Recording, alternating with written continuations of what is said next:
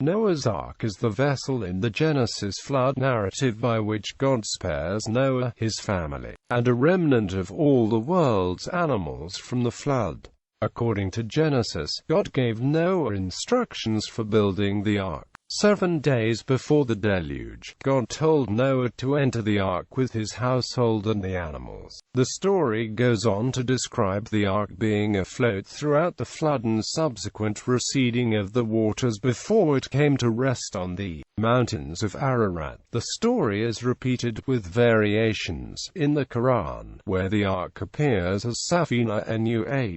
The Genesis flood narrative is similar to numerous other flood myths from a variety of cultures. The earliest known written flood myth is the Sumerian flood myth found in the Epic of Ziusudra. Searches for Noah's Ark have been made from at least the time of Eusebius to the present day. There is no scientific evidence for a global flood, and despite many expeditions, no evidence of the ark has been found. The practical challenges associated with building an ark large enough to house all living animal types, and even plants, would have been very considerable. Ark Genesis chapters 6-9. The Hebrew word for the ark, Teba, occurs twice in the Bible, in the flood narrative and in the book of Exodus, where it refers to the basket in which Jochebed places the infant Moses, is quite different. In both cases Teba has a connection with salvation from waters. Noah is warned of the coming flood and told to construct the ark. God spells out to Noah the dimensions of the vessel: 300 cubits in length, 50 cubits in width and 30 cubits in height. It had 3 internal divisions, a door in the side, and a sohar, which may be either a roof or a skylight. It is made of gopher wood, a word which does not appear elsewhere in the entire Bible, and is divided into chinam, a word which always refers to birds' nests elsewhere, leading some scholars to amend this to canam, the material used for the boat of Atrahasis, the Babylonian flood hero. God instructs Noah to copper the ark with copper. In Hebrew, the first of these words is a verb formed from the second, and, like gopher, it is a word found nowhere else in the Bible. Noah is instructed to take on board his wife, his 3 sons, and his sons' wives. He is also to take 2 of every living thing, and 7 pairs of every clean creature, and of every bird, together with sufficient food. Theology. The ark as microcosm. The story of the flood closely parallels the story of the creation, a cycle of creation, uncreation, and recreation, in which the ark plays a pivotal role. The universe as conceived by the ancient Hebrews comprised a flat disc-shaped habitable earth with the heavens above in Sheol, the underworld of the dead below. These 3 were surrounded by a watery ocean of chaos, protected by the firmament, a transparent but solid dome resting on the mountains which ringed the earth. Noah's 3-deck ark represents this 3-level Hebrew cosmos in miniature: the heavens, the earth, and the waters beneath. In Genesis chapter 1, God created the 3-level world as a space in the midst of the waters for humanity. In Genesis chapters 6-8, he fills that space with waters again, saving only Noah, his family, and the animals with him in the ark. Origins. Composition of the flood narrative. There is a consensus among scholars that the Pentateuch was the product of a long and complex process that was not completed until after the Babylonian exile. Comparative mythology. The Babylonian origins of Noah's Ark. For well over a century, scholars have recognized that the Bible's story of Noah's Ark is based on older Mesopotamian models. Because all these flood stories deal with events that allegedly happened at the dawn of history, they give the impression that the myths themselves must come from very primitive origins. But in fact, the myth of the global flood that destroys all life only begins to appear in the Old Babylonian period. The reasons for this emergence of the typical Mesopotamian flood myth may have been bound up with the specific circumstances of the end of the Third Dynasty of Ur around 2004 BCE and the restoration of order by the First Dynasty of ISNI. There are 9 known versions of the Mesopotamian flood story, each more or less adapted from an earlier version. In the oldest version, the hero is King Ziusudra, and this version was inscribed about 1600 BCE in the Sumerian city of Nippur. It is known as the Sumerian flood story, and probably derives from an earlier version. The Ziusudra version tells how he builds a boat and rescues life when the gods decide to destroy it. This remains the basic plot for several subsequent flood stories and heroes, including Noah. Ziusudra's Sumerian name means "he of long life." In Babylonian versions his name is Atra-Isis, but the meaning is the same. In the Atra-Isis version, the flood is a river flood. Probably the most famous version is contained in a longer work called the Epic of Gilgamesh, now known only from a 1st millennium Assyrian copy in which the flood hero is named Utnapishtim. He found life. The last version of the Mesopotamian flood story we know of was written in Greek in the 3rd century BCE by a Babylonian priest named Berosus. For the fragments that survive, it seems little changed from the versions of 2,000 years before. The version closest to the biblical story of Noah, and very probably the primary source for it, is that of Utnapishtim in the Epic of Gilgamesh. The most complete text of Utnapishtim's story is a clay tablet dating from the 7th century BCE, but fragments have been found from as far back as the 19th century. The parallels, both similarities and differences, between Noah's Ark and the boat of the Babylonian flood hero Atra-Isis have often been noted. Noah's Ark is rectangular, while Atra-Isis was instructed to build his in the form of a cube. Atra-Isis's Ark has 7 decks with 9 compartments on each level, while Noah's has 3 decks, but he is not given any instructions on the number of compartments to build. The word used for pitch is not the normal Hebrew word but is closely related to the word used in the Babylonian story. The causes for gods having sent the flood also differ. In the Hebrew narrative, the flood comes as God's judgment on a wicked humanity. In the Babylonian Epic of Gilgamesh, the reasons are not given, and the flood appears to be the result of the caprice of the gods, whereas in the Atra-Isis version of the Babylonian flood story, the flood was sent by the gods to reduce human overpopulation, and after the flood other measures were introduced to prevent the problem recurring. Religious views. Rabbinic Judaism, Talmudic tractates Sanhedrin, Avodah Zarah and Zevahim relate that, while Noah was building the ark, he attempted to warn his neighbors of the coming deluge, but was ignored or mocked. In order to protect Noah and his family, God placed lions and other ferocious animals to guard them from the wicked who tried to stop them from entering the ark. According to one midrash, it was God, or the angels, who gathered the animals to the ark, together with their food, as there had been no need to distinguish between clean and unclean animals before this time. The clean animals made themselves known by kneeling before Noah as they entered the ark. A differing opinion said that the ark itself distinguished clean animals from unclean, admitting 7 pairs each of the former and 1 pair each of the latter. According to Sanhedrin 108b, Noah was engaged both day and night in feeding and caring for the animals, and did not sleep for the entire year aboard the ark. The animals were the best of the species, and behaved with utmost goodness. They abstained from procreation, so that the number of creatures that disembarked was exactly equal to the number that embarked. The raven created problems, refusing to leave the ark when Noah sent it forth and accusing the patriarch of wishing to destroy its race. But as the commentators pointed out, God wished to save the raven, for its descendants were destined destined to feed the prophet Elijah. According to one tradition, refuse was stored on the lowest of the ark's 3 decks, humans and clean beasts on the second, and the unclean animals and birds on the top. A differing interpretation described the refuse as being stored on the utmost deck, from where it was shoveled into the sea through a trapdoor. Precious stones, said to be as bright as the noon sun, provided light, and God ensured that food remained fresh. Some more unorthodox interpretations of the Ark narrative also surface. The 12th century Jewish commentator Abraham ibn Ezra interpreted the Ark as being a vessel that remained underwater for 40 days, after which it floated to the surface.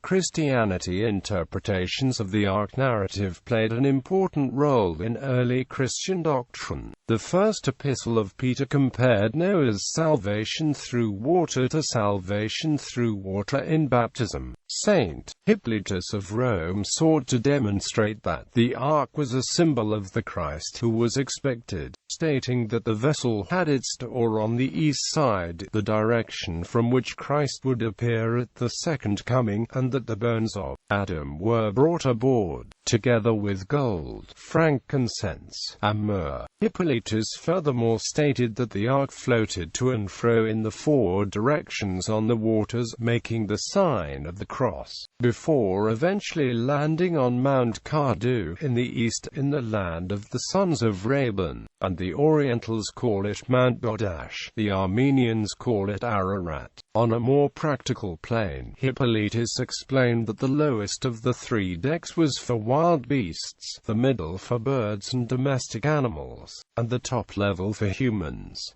He says that male animals were separated from the females by sharp stakes so that there would be no breeding on board. The early church father and theologian Origen, in response to a critic who doubted that the Ark could contain all the animals in the world, argued that Moses, the traditional author of the book of Genesis, had been brought up in Egypt and would therefore have used the larger Egyptian cubit. He also fixed the shape of the Ark as a truncated pyramid, square at its base, and tapering to a square peak 1 cubit on a side. It was not until the 12th century that it came to be thought of as a rectangular box with a sloping roof. Early Christian artists depicted Noah standing in a small box on the waves, symbolizing God saving the Christian church in its turbulent early years. Saint Augustine of Hippo, in his work City of God, demonstrated that the dimensions of the Ark corresponded to the dimensions of the human body, which according to Christian doctrine is the body of Christ and in turn the body of the church. Saint Jerome identified the raven, which was sent forth and did not return, as the foul bird of wickedness, expelled by baptism. More enduringly, the dove and olive branch came to symbolize the Holy Spirit and the hope of salvation and eventually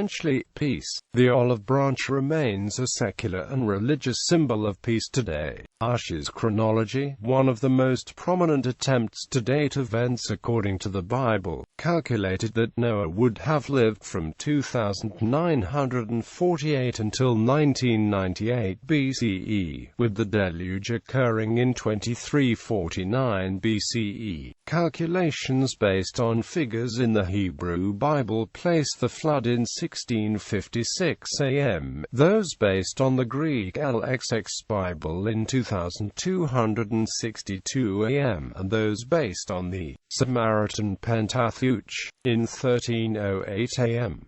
The Book of Jubilees, by a different calculation, also yields the date 1308 AM for the flood. Islam, in contrast to the Jewish tradition, which uses a term that can be translated as a box or chest to describe the Ark. Surah 29-15 of the Quran refers to it as a safina, an ordinary ship, and Surah 54-13 describes the Ark as a thing of boards and nails. Abdallah ibn Abbas, a contemporary of Muhammad, wrote that Noah was in doubt as to what shape to make the Ark. and that Allah revealed to him that it was to be shaped like a bird's belly and fashioned of teakwood. Abdullah ibn Umar al-Baydawi, writing in the 13th century, explains that in the first of its 3 levels wild and domesticated animals were lodged, in the second the human beings, and in the third the birds.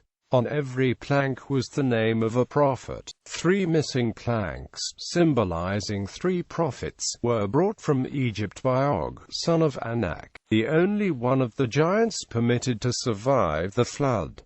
The body of Adam was carried in the middle to divide the men from the women. Surah 11:41 says, "And he said, Ride ye in it. In the name of Allah it moves and stays." This was taken to mean that Noah said, "In the name of Allah," when he wished the ark to move, and the same when he wished it to stand still. Noah spent 5 or 6 months aboard the ark, at the end of which he sent out a raven. But the raven stopped to feast on carrion, and so Noah cursed it and sent out the dove, which has been known ever since as the friend of humanity. The medieval scholar Abu al-Hasan Ali ibn al-Husayn Masudi wrote that Allah commanded the earth to absorb the water, and certain portions which were slow in obeying received salt water in punishment and so became dry and arid. The water which was not absorbed formed the seas, so that the waters of the flood still exist. Masudi says that the ark began its voyage at Kufa in central Iraq and sailed to Mecca, circling the Kaaba before finally traveling to Mount Judy, which Surah 11:44 states was its final resting place. This mountain is identified by tradition with a hill near the town of Jazirat ibn Umar on the east bank of the Tigris in the province of Mosul in northern Iraq, and Masudi says that the spot could be seen in his time. The Baha'i faith regards the ark and the flood as symbolic.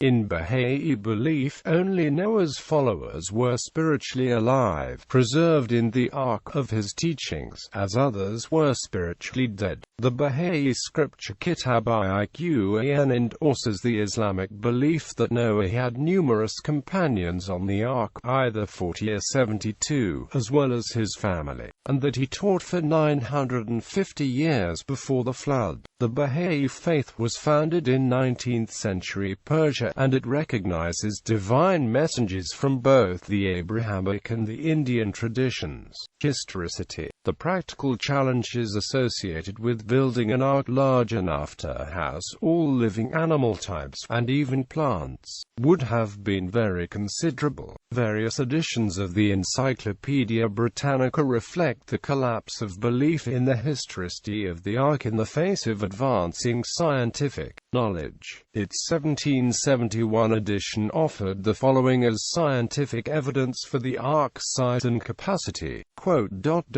Buteo and Kircher have proved geometrically that, taking the common cubit as 1.5 feet, the ark was abundantly sufficient for all the animals supposed to be lodged in it. The number of species of animals will be found much less than is generally imagined, not amounting to 100 species of quadrupeds. By the 8th edition, the encyclopedia said of the Noah story, the insuperable difficulties connected with the belief that all other existing species of animals were provided for in the ark are obviated by adopting the suggestion of Bishop Stillingfleet, approved by Matthew Poole and others, that the deluge did not extend beyond the region of the earth then inhabited. By the 9th edition, in 1875, no attempt was made to reconcile the Noah story with scientific fact, and it was presented without comment. In the 1960 edition, the article on the ark stated that, before the days of high criticism and the rise of the modern scientific views as to the origin of the species,